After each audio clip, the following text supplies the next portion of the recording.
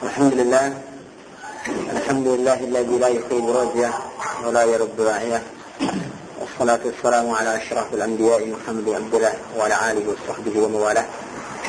أشهد أن لا إله إلا الله وحده لا شريك له، وأشهد أن محمدا عبده ورسوله الذي لا نبي بعده. وبعد. إخوتي في الدين رحمكم الله وأعزكم.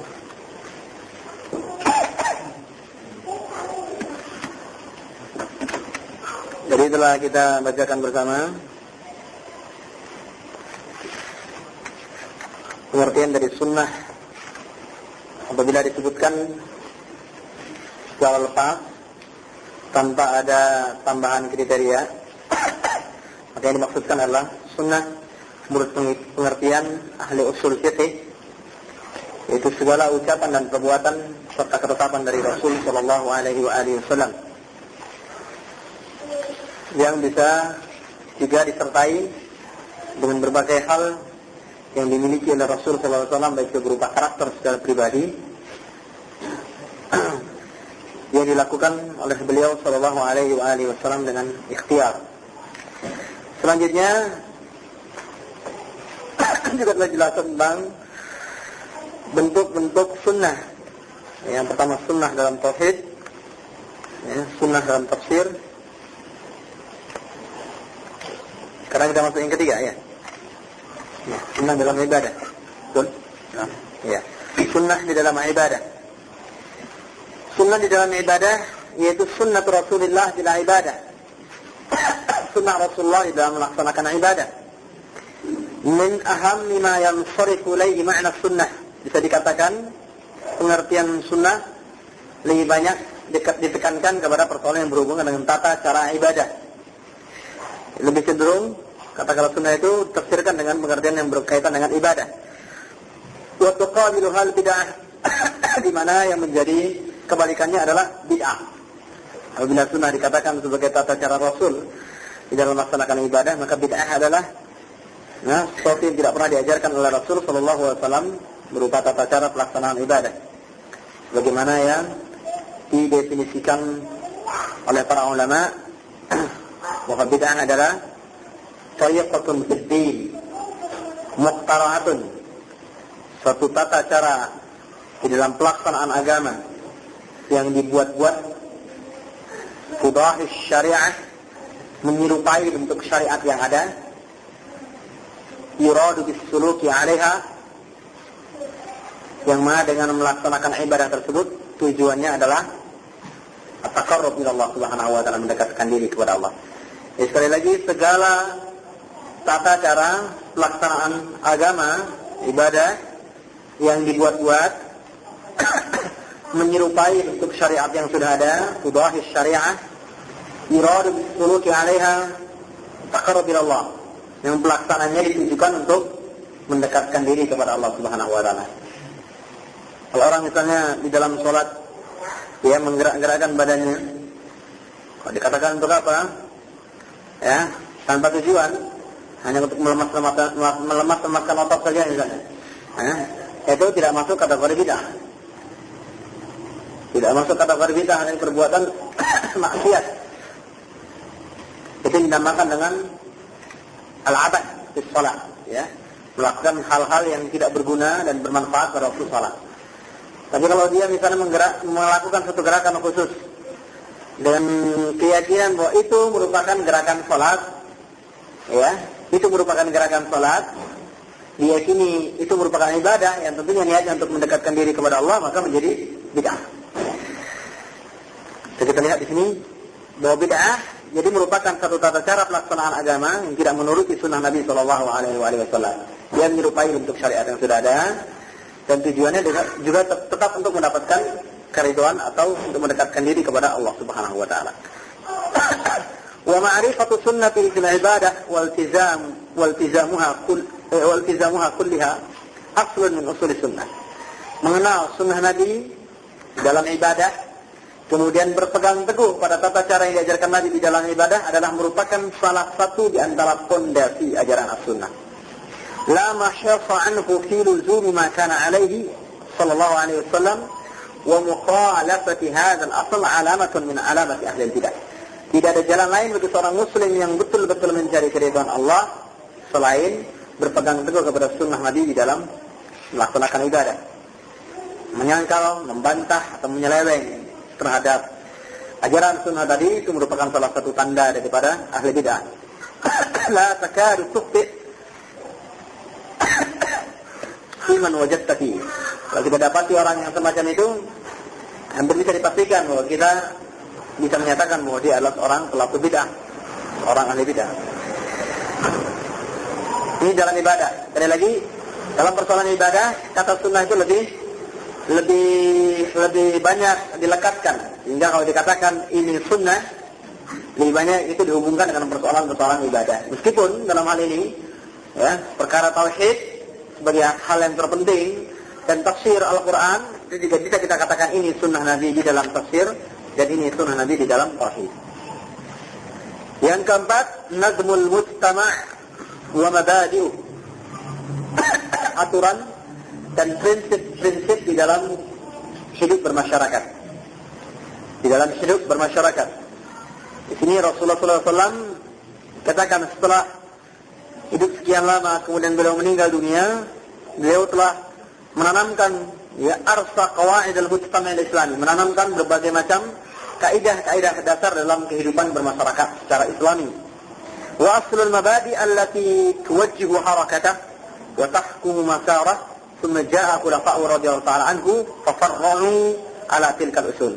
Ya, Rasulullah telah menetapkan berbagai macam prinsip-prinsip dasar yang menjadi pemicu gerak-gerik dan perbuatan beliau di dalam melaksanakan kehidupan sosial yang mengatur atau memberi batasan terhadap jalan hidup beliau, yang kemudian prinsip-prinsip tersebut diterapkan kembali oleh para khulafa rasyidun dan dikembangkan, ya. Dan mereka mengembangkan berbagai permasalahan, ya, tentunya hubungannya dengan masalah ijtihad dari perkara-perkara yang belum pernah ada, ya. Khususnya di masa Umar Ibn Khattab, ya. Bagaimana beliau memberikan banyak sekali masukan terhadap sistem administrasi kenegaraan, ya, dan sistem pengaturan lalu lintas, ya. Pada masa itu sudah dimulai, dan semua sistem yang diberlakukan tersebut tidak lepas dari prinsip-prinsip yang telah diajarkan oleh Nabi, ya, pengembangan sesuai dengan perkembangan teknologi dan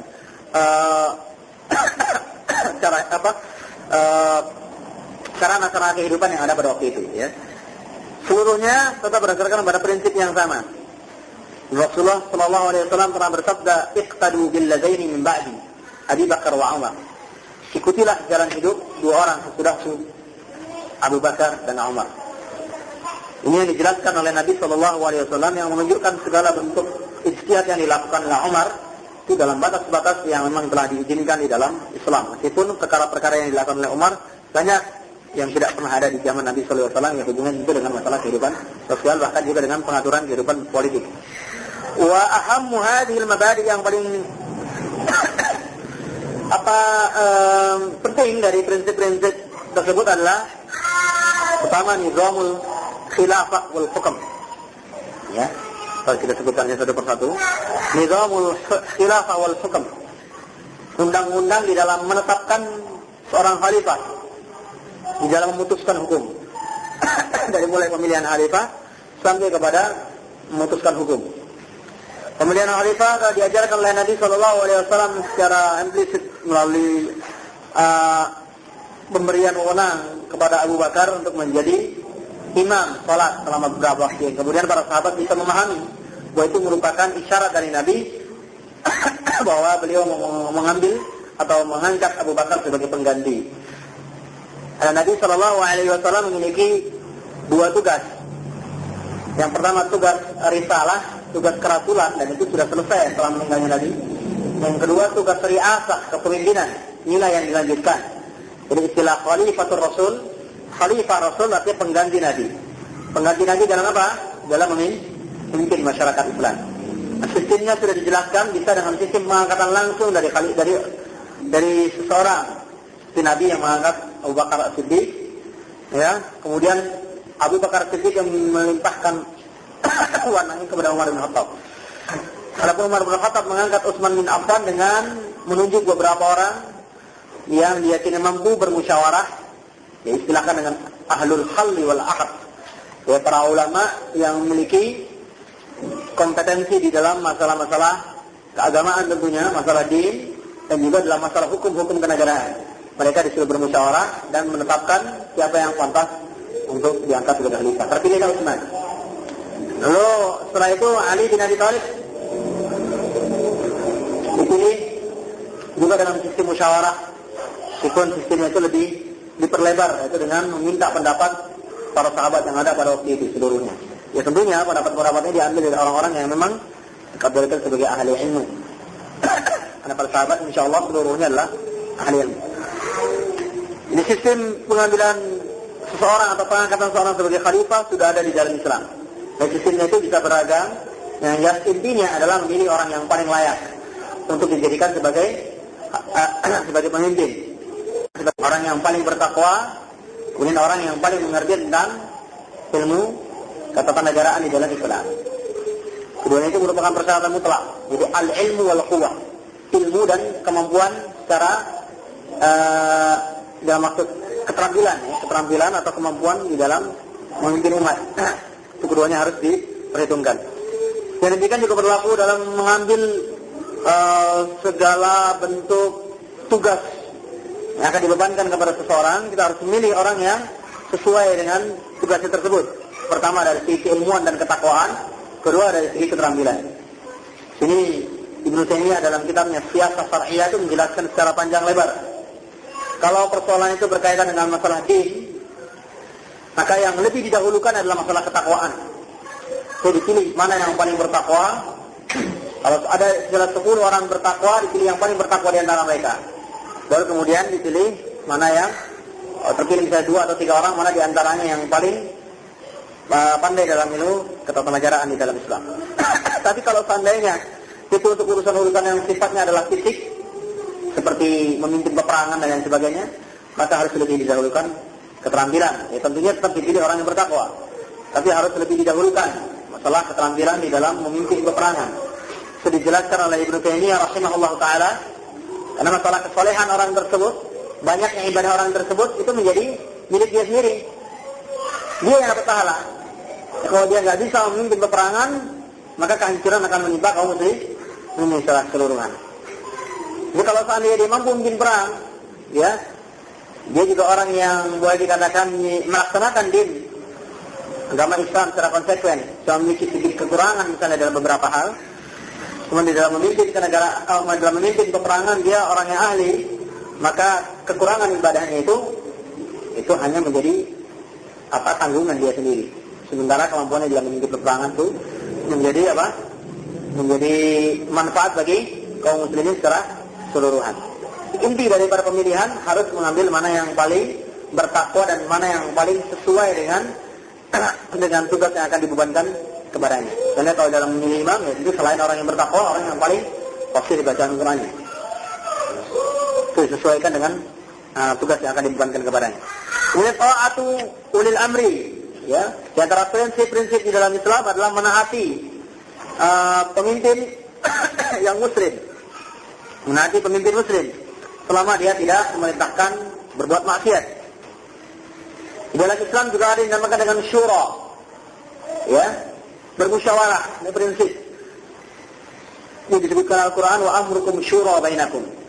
Urusan kamu itu harus diselesaikan dengan bermusyawarah. Ini dilakukan oleh orang-orang di antara kamu yang memang ya memiliki kemampuan dalam menyelesaikan persoalan yang dikaji. Kemudian selanjutnya, wa yatadkhulu fi ma'na luzumil jamaah.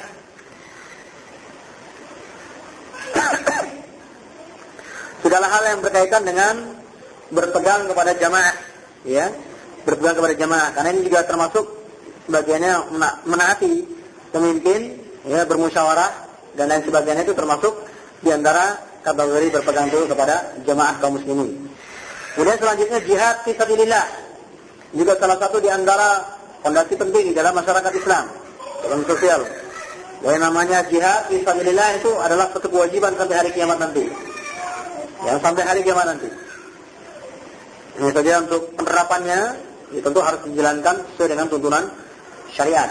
Ya, Syekh Muhammad Nasiruddin Albani dalam banyak fatwanya sering menyebutkan ya, bahwa jihad itu ada dua. Yang pertama jihad al-hujum, jihad menyerang. Ini hanya boleh dilakukan dengan adanya pemimpin kaum muslimin atau imam, khalifah. Kalau kaum muslimin telah memiliki khalifah, maka mereka bisa melakukan jihad penyerangan ke seluruh dunia, artinya mengajak orang masuk Islam. Kalau mereka tidak mau, mereka harus tunduk di bawah hukum Islam. Kalau mereka nggak mau juga, mereka bisa ditempatkan di tempat khusus, ya, yang dikumpulkan di situ orang-orang dari kalangan non-muslim. Kalau nggak mau juga, mereka diperangi. Ya, ini apabila ada kekhalifahan. Apabila tidak ada kekhalifahan, maka yang berlaku adalah jihad bentuk yang kedua, itu jihad difa', jihad membela diri. Apabila terjadi penyerangan orang-orang di luar Islam terhadap kaum muslimin. Penjelasan mengenai ini bisa dibahas kembali, yang dipelajari kembali dari fatwa-fatwa para ulama seperti Syekh Ali Fauzan, ya, Syekh Abdul Aziz Ibn Baz dan lain-lain. Wallahu a'lam bishawab. Yang termasuk juga di antara prinsip kehidupan bermasyarakat yang harus ditegakkan adalah al-amru bil ma'ruf wan nahi 'anil munkar. Menegakkan amar ma'ruf nahi munkar, mengajak orang berbuat baik dan melarang segala bentuk kemungkaran. Sebatas yang kita mampu. Apabila kita mampu dengan kekuatan, tidak mampu paling tidak dengan lisan. Kalau tidak mampu, jalan terakhir adalah menahan diri untuk tidak mengikuti mereka, mengingkari perbuatan tersebut dengan hati. Amar ma'ruf nahi munkar ini harus tegakkan secara bersama-sama, karena ada di antara perbuatan munkar yang hanya bisa dihilangkan apabila dilakukan gerakan secara kolektif bersama-sama kaum muslimin secara serempak, baru bisa hilang. Ada yang mungkin bisa hilang hanya dengan teguran satu orang atau hanya dengan peringatan dari orang-orang tertentu. Oleh sebab itu di dalam Islam yang namanya amar ma'ruf nahi munkar kadang bisa bersifat fardhu 'ain. Seluruh kaum muslimin harus ikut, karena memang kemungkaran itu hanya bisa dihilangkan secara bersama-sama. Tapi kalau bisa dihilangkan hanya dengan sebagian orang kaum muslimin, maka hukumnya adalah fardhu kifayah. Allah Subhanahu wa taala berfirman, "Kuntum khaira ummatin ukhrijat lin-nasi ta'muruna bil ma'ruf wa tanhauna 'anil munkari wa tu'minuna billah." Kamu sekalian itu dikeluarkan ke dunia ini adalah untuk menegakkan amar ma'ruf dan nahi munkar serta beriman kepada Allah. Ini dalil yang menunjukkan bahwa amar ma'ruf nahi munkar sifatnya apa? Wajib fardhu 'ain. Seluruh kaum muslimin harus melakukan amar ma'ruf nahi munkar. Adapun yang menunjukkan bahwa amar ma'ruf nahi munkar itu bisa bersifat fardhu kifayah pada waktu-waktu tertentu adalah firman Allah Subhanahu wa taala, "Wa takum minkum ummatun yad'una ila al-khair wa ya'muruna bil ma'ruf wa yanhauna 'anil munkar." Hendaknya ada sebagian di antara kamu, tidak seluruhnya, ya, kelompok kaum muslimin yang tugasnya adalah menyampaikan kebaikan, mengajak kepada kebaikan dan mencegah perbuatan munkar. Ini termasuk fondasi. Apabila amar ma'ruf nahi munkar tidak berlaku di satu negeri, yang ada adalah kehancuran. Kehancuran demi kehancuran. Selanjutnya al-jahru bil haqq, memaklumkan kebenaran, ya, dengan tegas, dengan suara keras. Tidak boleh menyembunyikan kebenaran. Kebenaran itu harus disampaikan dimanapun kita berada, meskipun harus kita terima dengan kepahitan akibat dari penyampaian dakwah kebenaran tersebut. Dan keseluruhan ini termasuk dalam bab dakwah untuk mengajak ke jalan Allah Subhanahu wa taala. Di antara prinsip-prinsip yang ditegakkan berdasarkan sunnah Nabi sallallahu alaihi wasallam, ya, berdasarkan sunnah Nabi, sampai kepada para khalifah atau pemimpin yang melakukan kefasikan. Kita tidak boleh melaksanakan perintah-perintah yang bersifat maksiat, tapi diharuskan juga menaati selama dalam kebenaran. Namun di sisi lain ada tugas yang dia boleh tinggalkan adalah munasahatu ulatil umur, memberikan nasihat kepada para pemimpin dengan cara yang sebaik-baiknya, tidak dengan dikumandangkan di khalayak ramai sampai semua orang mendengar. Itu diberikan secara pribadi. Dan apabila penyampaian dilakukan secara pribadi, dalam satu sisi bisa jadi dia menerimanya karena dia tidak merasa tersinggung dan lain sebagainya. Yang kedua juga tidak menyulut terjadinya pemberontakan dan lain sebagainya kepada pemimpin yang dia anggap masih sebagai seorang muslim dan belum kafir. Kenapa demikian? Karena itu adalah merupakan kaidah Ahlus Sunnah wal Jamaah dalam menasihati pemimpin. Dengan menasihatinya secara terang-terangan di hadapan orang banyak dan lain sebagainya, kalau memang dia nggak mau berubah, ya nggak berubah. Tapi yang terjadi adalah kemudaratan yang lebih besar. Sementara kalau kita nasihati secara pribadi, bisa jadi nggak berubah, tapi tidak menimbulkan kemudaratan yang lebih besar. Semua ini telah diajarkan di dalam sunnah Rasulullah SAW yang harus dipegang teguh oleh kaum muslimin dimanapun mereka berada. Jadi demikian yang pertama yang harus kita perhatikan untuk mengembalikan sistem kehidupan kita kepada ajaran yang benar, menggolongkan kita kepada Ahlus Sunnah wal Jamaah. Berarti kita harus menerapkan sunnah Rasulullah SAW di dalam segala sisi kehidupan, di dalam keluarga, di dalam pribadi, di dalam masyarakat. Bahkan suatu saat apabila kita mendapatkan tugas untuk memimpin, meskipun sekelompok di antara kaum muslimin, itu juga kita harus menerapkan sunnah Rasulullah Sallallahu Alaihi Wasallam.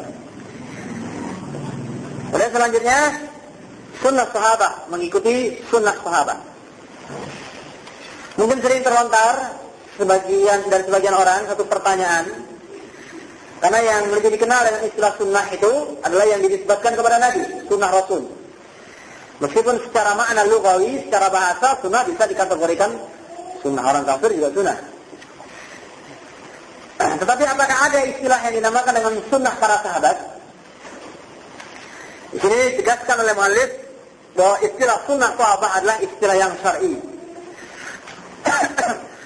Istilah sunnah sahabat adalah merupakan istilah yang syar'i, yaitu yang ditetapkan oleh syariat berdasarkan tinjauan-tinjauan secara umum maupun khusus. Karena banyak pelaksanaan di antara hadis-hadis Nabi Sallallahu Alaihi Wasallam yang baru bisa diterapkan secara sempurna pada masa kehidupan sahabat. Jadi di zaman Nabi memang belum saatnya untuk diterapkannya sunnah tersebut. Misalnya sunnah menghadapi pemimpin yang fasik. Jadi di zaman Nabi nggak ada, karena Nabi sebagai pemimpin itu bukan fasik. Ini baru diterapkan setelah munculnya pemimpin-pemimpin yang suka berbuat maksiat. Termasuk di dalam peperangan melawan orang-orang kafir. Kita mengenal seorang komandan peperangan yang bernama Hajjaj bin Yusuf, yang bahkan pernah membunuh sebagian di antara sahabat Nabi Sallallahu Alaihi Wasallam, melakukan banyak sekali kemaksiatan. Ternyata para sahabat tetap taat kepadanya dalam hal-hal yang diperbolehkan di dalam syariat, tidak menaatinya di dalam kemaksiatan, dan tetap berperang bersamanya melawan orang-orang kafir. Ini sunnah-sunnah Nabi yang ternyata diterapkannya justru pada kehidupan para sahabat. Jadi di zaman Nabi memang tidak ada waktu dan tidak ada kesempatan, karena memang belum muncul pemimpin-pemimpin fasik yang mengurus kehidupan kaum muslimin. Sunnah sahabat ala hadzal ma'na. Kalau seandainya dimaksudkan dengan sunnah sahabat adalah penerapan ajaran Nabi yang dilakukan oleh para sahabat, maka yang demikian adalah benar adanya, dan itu memang termasuk kategori sunnah Nabi. Tapi kalau yang dimaksudkan dengan sunnah sahabat adalah pendapat salah seorang sahabat dalam salah satu permasalahan hukum misalnya, maka tidak mutlak dikatakan sebagai sunnah, melainkan dengan persyaratan-persyaratan yang telah saya sebutkan pada pertemuan yang lalu. Kalau seandainya dilakukan di zaman Nabi atau berkaitan dengan masalah gaib, atau sahabat tadi langsung mengatakan ini sunnah Nabi, atau ketika sahabat menafsirkan hadis atau Quran, pada saat itu dianggap sebagai perkataan atau hukum yang sama tingkatnya dengan sunnah Rasulullah SAW. Tapi kalau sekedar pendapat seorang sahabat yang bahkan kadang-kadang ditentang oleh pendapat sahabat yang lain, tidak langsung bisa dikatakan sebagai sunnah sahabat. Ya, secara umum penerapan ajaran sunnah yang dilaksanakan oleh para sahabat secara umum, khususnya yang dilakukan oleh para khulafa rasyidin, adalah sunnah Rasul, sama hukumnya dengan sunnah Rasul. Wa juz'un mukammilun laha, termasuk yang menyempurnakan ajaran sunnah. Tsumma hiya bi'tibari masdariha wa zamaniha. Karena itu dilakukan di zaman sahabat, maka dinamakan juga dengan sunnah sahabat. Penamaan sebagai sunnah ini bukan penamaan dari para ulama, tapi Nabi sendiri di dalam hadis yang juga telah dibacakan tadi, fa'alaikum bisunnati wa sunnatil khulafa'ir rasyidin al-mahdiyyin min ba'di. Hendaknya kamu sekalian berpegang teguh pada sunnahku dan sunnah para khulafa'ir rasyidin yang hidup sesudahku. Nah, ini menunjukkan bahwa sunnah khulafa'ir rasyidin juga dinamakan dengan sunnah. Penamaannya sebagai sunnah adalah berdasarkan apa yang dinyatakan Nabi sendiri. Di sini Ibnu Qayyim menjelaskan, ya dilekatkannya perkataan sunnah Nabi SAW dengan sunnah para khulafa'ir rasyidin, karena Nabi SAW memerintahkan kita untuk mengikuti sunnah mereka, sebagaimana beliau memerintahkan kita untuk mengikuti sunnahnya. Oleh sebab itu Rasulullah memberikan perintah sekaligus sunnah beliau dan sunnah khulafa'ir rasyidin. Demikian juga disebutkan misalnya oleh Amirul Mukminin Ali bin Abi Thalib radhiyallahu taala anhu. Dalam satu persoalan pernah Nabi sallallahu alaihi wasallam melakukan jilid, ya, penyambukan dengan pecut sebanyak 40 kali. Abu Bakar dalam persoalan yang sama memecut dengan 40 kali. Kemudian datang Umar, beliau melakukan pemecutan sebanyak 80 kali. Dan masing-masing diantaranya adalah sunnah.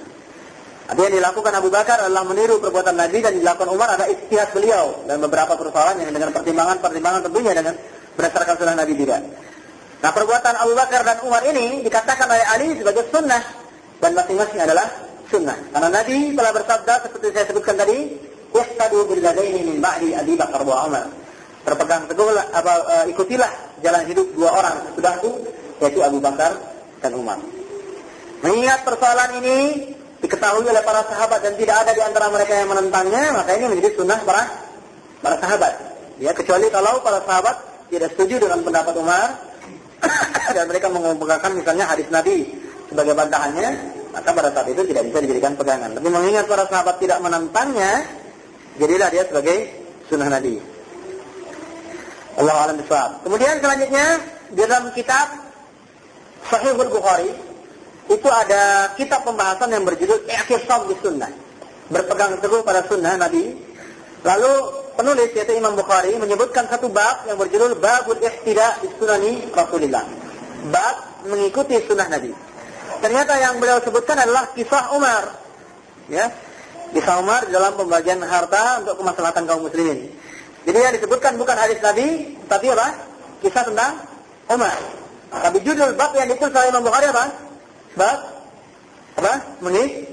Mengikuti sunnah Rasul sallallahu alaihi wasallam. Nah, ini menunjukkan bahwasanya mengikuti sunnah Umar bin Khattab juga mengikuti ini sunnah Nabi alaihi salatu wasallam. Pernyataan-pernyataan yang serupa juga banyak disebutkan, ya, oleh para ulama. Itu istilah sunnah yang ternyata disebutkan kepada para sahabat.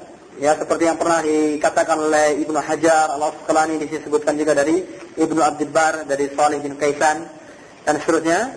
Kisah-kisah dari para sahabat yang ternyata dinisbatkan kepadanya kalimat sunnah. Itu sunnah para sahabat.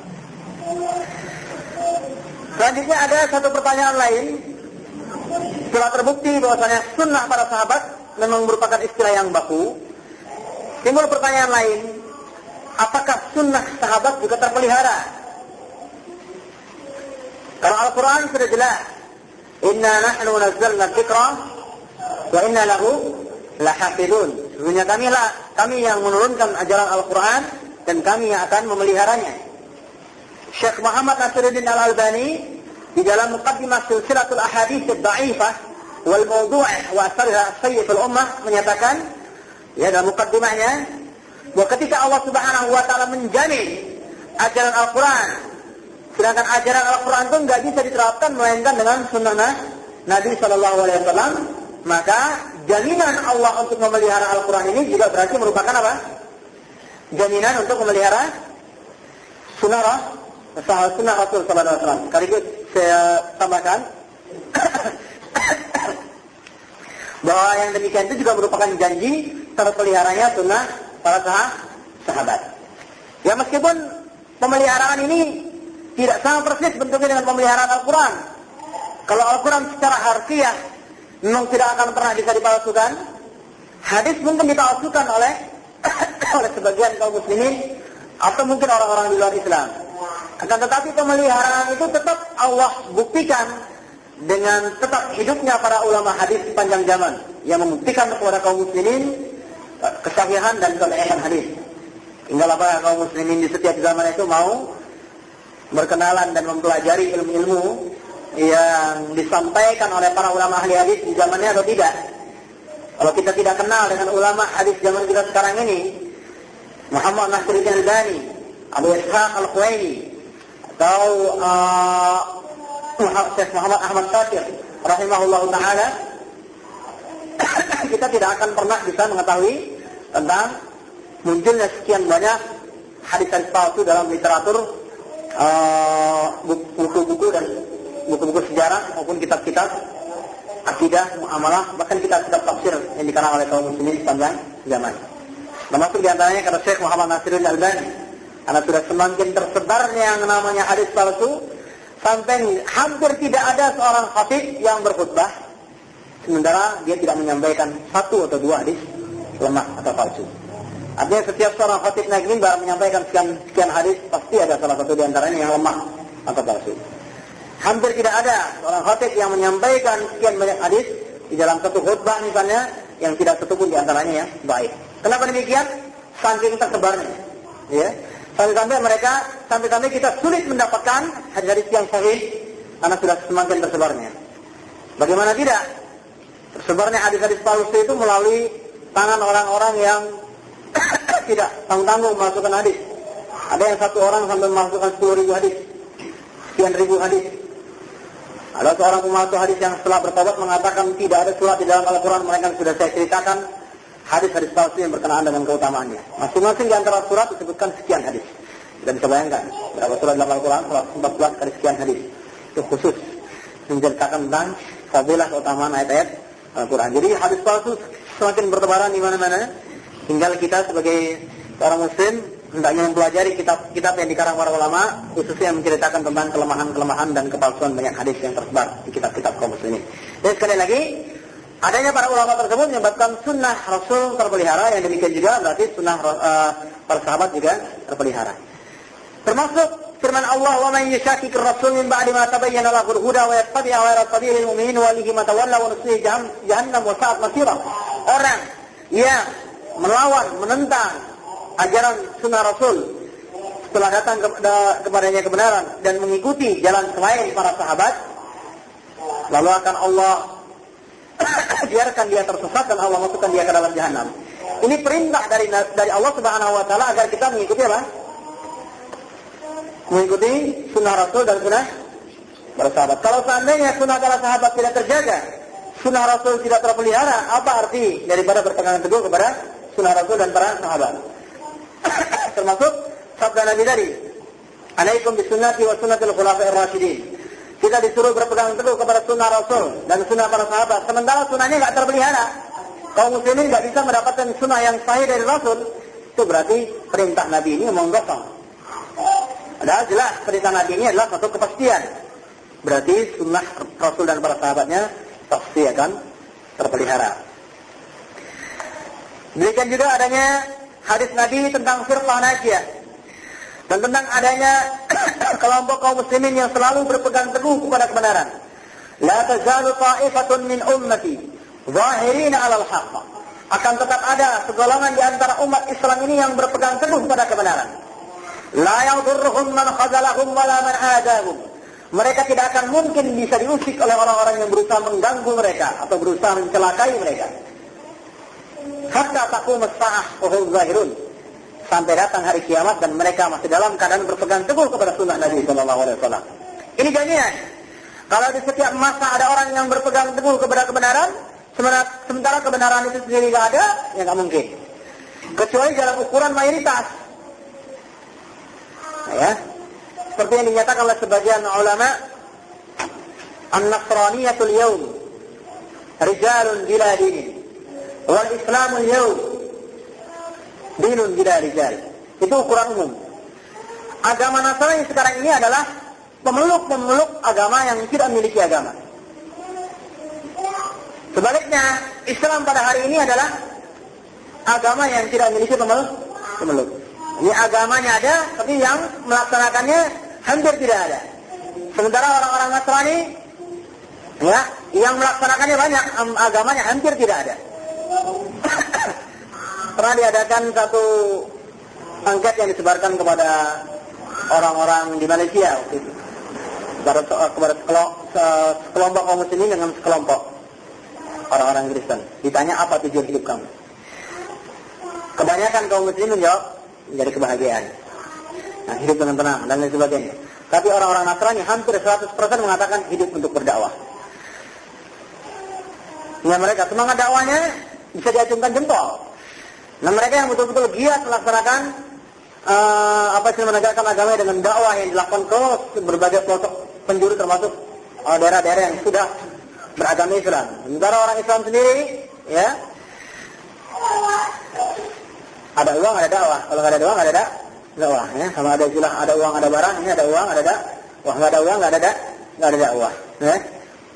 Dakwah sudah dijadikan sebagai ladang bisnis oleh umumnya kaum ini para dai, yang dirahmati oleh Allah Subhanahu Wa Taala. Sehingga kalau ada uang, ada dakwah. Kalau nggak ada uang, nggak ada dakwah.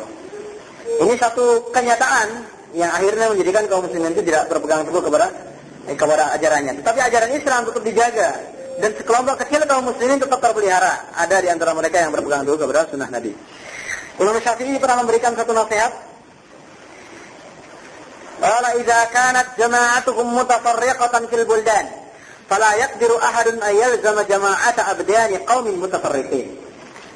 Apabila jamaah kaum muslimin terdiri dari orang-orang yang berpegang teguh kepada sunnah Nabi, letaknya berpencar-pencar di berbagai negara, tentunya untuk menyatukan mereka dalam satu tempat atau menyatukan fisik-fisik mereka adalah satu hal yang tidak mungkin. Waqad wujidatil abdan takunu mujtami'an minal muslimin wal kafirin wal absya'u wal fujar. Kadang-kadang tubuh kaum muslimin hidup di satu tempat dengan orang-orang kafir, orang-orang fasik, orang-orang bertakwa, orang-orang mukmin, bersatu menjadi satu tempat. Sementara orang-orang yang berpegang teguh kepada kebenaran, yang satu di sini, yang satu di tempat yang lain. Falam yakun fi luzumil abdan ma'nan li'annahu la yumkin. Sehingga menyatukan kaum muslimin dalam artian fisik tentunya di sini bukan merupakan tujuan, karena itu tidak mungkin. Wa li'anna istima'al abdan la yasna'u syai'an. Bertemunya fisik semata-mata itu tidak akan bisa berbuat apa-apa kalau tidak dibarengi dengan pertemuan manhaj dan metode hidup. Jalan hidup tidak sama. Ya, biarpun satu atap dengan seseorang tidak akan membawa manfaat. Falam yakun liluzumi jama'ah amanan. Kalau begitu, apa arti berpegang teguh kepada jamaah kalau seandainya tidak untuk bertemu, ya, bersatu dalam artian fisik? Maka yang dimaksudkan dengan bersatu di dalam jamaah kaum muslimin adalah, ya, bersatu di dalam prinsip-prinsip halal haram, prinsip ketaatan dan segala bentuk prinsip yang disepakati oleh sunnah wal jamaah. Wa man qala bima taqulu bihi jama'atul muslimin faqad lazima jama'atahu. Orang yang berpendapat, berpikiran, berkeyakinan sebagaimana yang diyakini oleh jamaah kaum muslimin yang dipelopori oleh sahabat, tabi'in dan tabi'in, berarti dia termasuk jamaah kaum muslimin meskipun secara fisik tidak bersatu dengan mereka. Ini kenyataan yang sering disampaikan oleh para ulama, termasuk oleh Syekh Nasir Al-Albani, yang fatwanya juga dinukil oleh Syekh Rabi' di dalam jama'atun wahidatun la jama'at, ya, bahwasanya yang dinamakan dengan jamaah kaum muslimin itu bisa saja mereka itu berada di tempat yang berbeda-beda. Selama mereka itu memiliki prinsip yang satu, berpegang teguh kepada Quran, sunnah dan pemahaman Nabi serta para sahabatnya, mereka adalah satu. Wallahu a'lam bishawab.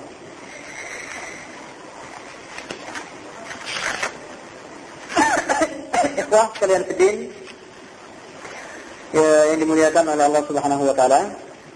Lalu apa yang termasuk kategori sebagai sunnah sahabat? Kalau kita katakan bahwa sunnah sahabat itu adalah sunnah yang harus diikuti, yang terpelihara sebagaimana terpeliharanya sunnah Nabi dan Al-Quran, maka dikatakan di sini bahwa yang dimaksudkan dengan sunnah sahabat tafsirun wa bayanun lil kitab wa li sunnati Rasulillah sallallahu alaihi wasallam. Penafsiran Quran dan sunnah, ya. Penafsiran sahabat terhadap Quran dan sunnah, baik dalam wujud perkataan langsung sebagai tafsir atau dalam aplikasi perbuatan. Au ta'silan li mafhumin min mafahimi kitab wa sunnah, atau membentuk satu kaidah yang didasari dari Quran dan sunnah. Di kaidah yang disepakati oleh para sahabat, ya, yang kemudian itu menjadi acuan bagi orang-orang yang berpegang teguh kepada sunnah Nabi sallallahu alaihi wasallam. Yang kedua, al-ijtihad fil umuril mustajaddah ba'da zaman Rasul wa talbiyatil hajat al-ihmal ummah fi jawali hayatiha.